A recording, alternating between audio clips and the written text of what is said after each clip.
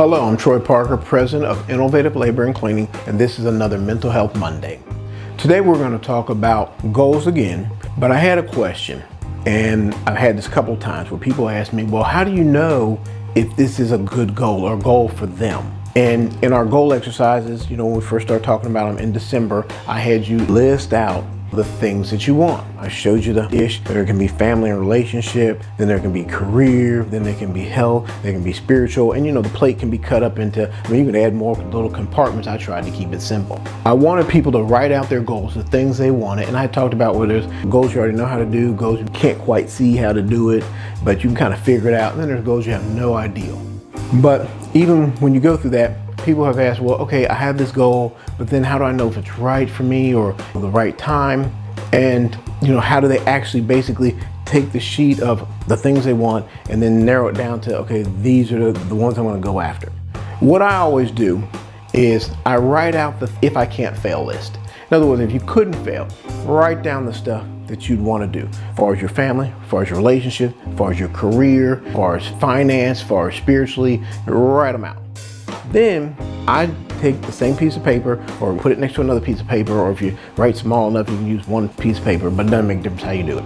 Then you take the goal, then over here you write why. In other words, if you say, okay, I want a brand new Rolls Royce, then over here you put why. Now, if I told you in past experience, I used to buy cars, but I used the cars of a way of establishing my self-value.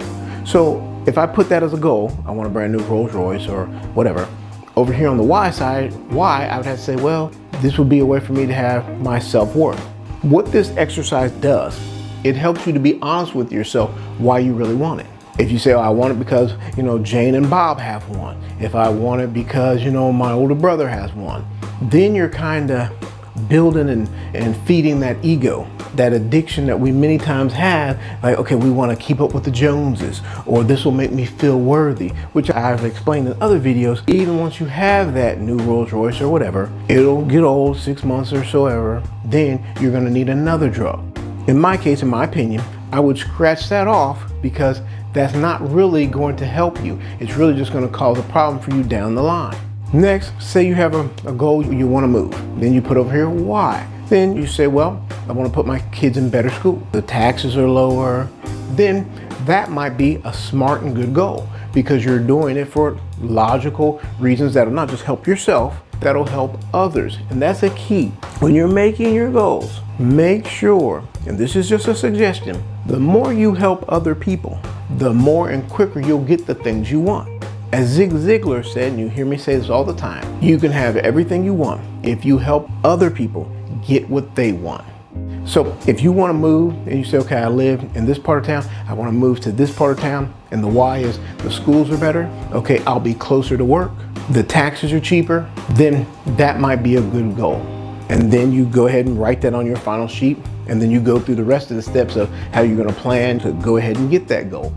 If, say, for instance, your goal is, I want to lose 30 pounds, and you go here, you put why? And you say, well, because it'll help my blood pressure go down. It'll put less stress on my heart. You can already tell that's a great goal. Definitely put that down. Now, after you have the goal, then you have the why. Go ahead over here in one other column and put, how will this benefit you and those around you?